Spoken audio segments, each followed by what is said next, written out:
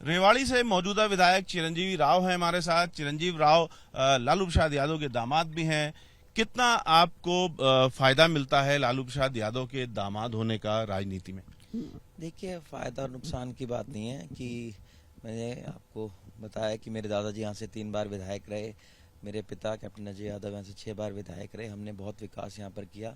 लालू जी का लगातार आशीर्वाद मेरे साथ रहता है और हम सब लोगों ने मिलकर ये कोशिश करी कि रेवाड़ी की सेवा करें, रेवाड़ी के बुजुर्गों का, मेरी माताओं बहनों का सम्मान हमेशा रखें। और यही आशीर्वाद रहा कि 2019 में जहाँ 75 पार का नारा लग रहा था, तब भी रेवाड़ी जनता ने मेरे ऊपर आशीर्वाद रखकर मुझे यहाँ जिताकर भेजा।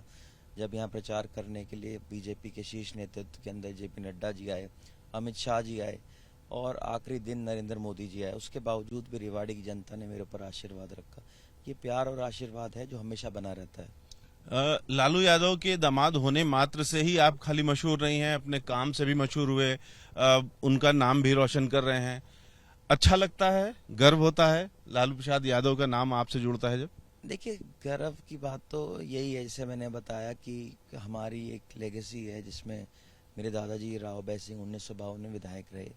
मेरे पिता यहाँ से 6 बार विधायक रहे और मैं उनके काम को आगे बढ़ाने का काम कर रहा हूँ। लालू प्रसाद यादव जी का देश के अंदर नाम है और जब भी उनसे बात होती है वो भी बहुत चीज़ें बताते हैं कि लोगों की हमें सेवा करनी चाहिए और हमने ये जो गुण हैं ये हमारे परिवार में हमारे दादाजी से आए हैं। लालू प्रसाद यादव के संधन होने का क्या आपके मन में बात आती है? खुश रहती हैं आप सोच के? हाँ, बिल्कुल अच्छा लगता है। उनका आशीर्वाद है चिरंजीव के ऊपर पूरा। और तो इस बार अब आज फिर से वोटिंग है। बीजेपी के अंदर ये बताया जा रहा है कि खेमेबाजी थी थोड़ी, उसका लाभ आपको मिलेगा? देखिए, लाभ और नुकसान का तो पता नहीं, पर बीजेपी से 2-3 लोग थे जो टिकट मांग रहे थे और उनकी वही चीजें कि एक बाहर से व्यक्ति को लाकर रेवाड़ी के ऊपर थोपने का काम करना, और रेवाड़ी बाहरी व्यक्ति को, पैराशूट कैंडिडेट को कभी स्वीकार नहीं करती।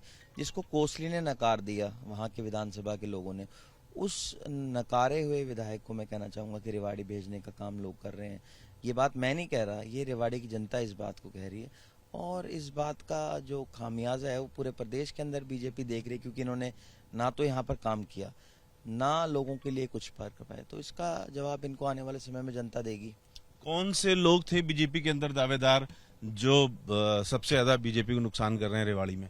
अब देखिए, जो लोग लड़ रहे हैं, जो लोग नहीं लड़ रहे, वो सभी नुकसान कर रहे हैं। रेवाड़ी की जनता जानती है कि कौन वो लोग हैं। मेरा किसी का नाम लेना तो ठीक नहीं रहेगा, इनकी अपनी अंदरूनी मामला है पार्टी का। बट ये जरूर है कि बीजेपी ने जो काम नहीं किए, जो रेवाड़ी के आप हालात देख रहे हैं, टूटी सड़कें पड़ी हुई हैं, गंदगी का ढेर आपको नजर आया होगा।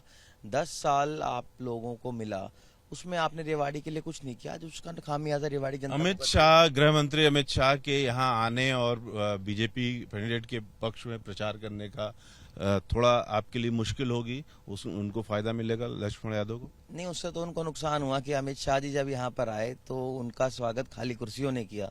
वो दर्शा दिया था उसी दिन, जिस दिन अमित शाह जी आए थे। अमित शाह जी भी समझ गए थे कि दोबारा यहाँ आने का कोई फायदा नहीं है, इसीलिए कोई स्टार प्रचारक यहाँ पर नहीं आया। उसके बाद पिछले चुनाव में इन्होंने पूरी ताकत लगाई थी। अमित शाह जी आए, राजनाथ सिंह जी आए, जैसे कि मैंने बताया हमारे तब के प्रदेश के मुख्यमंत्री 3 बार यहाँ पर आए, हमारे सांसद जी ने प्रचार किया।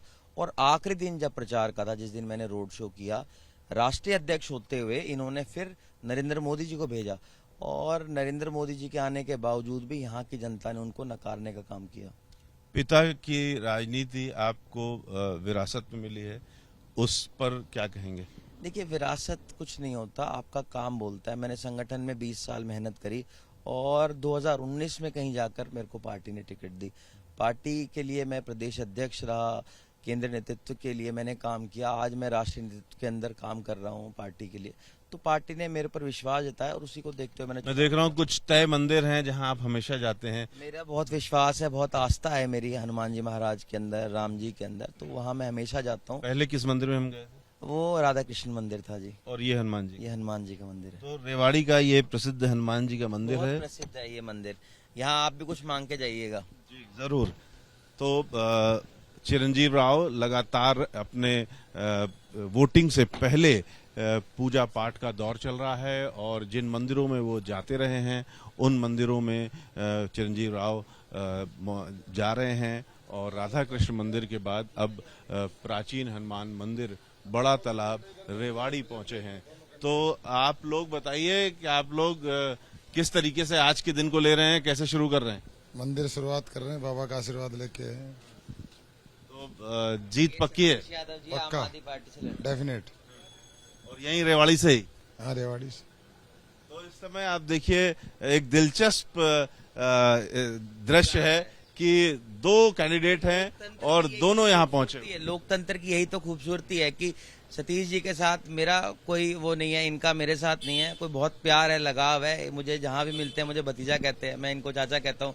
तो मेरी और इनकी कोई वो नहीं है। और आज दोनों आमने सामने हैं वोटिंग में। चेहरे पे मुस्कान है ना। तो ये है नजारा कि आम आदमी पार्टी से सतीश जी हैं और चिरंजीव राव कांग्रेस से हैं। दोनों आमने सामने हैं रेवाड़ी में। आज मतदान है, लेकिन दोनों भगवान के मंदिर में आज मुस्कुराते हुए एक साथ खड़े हैं।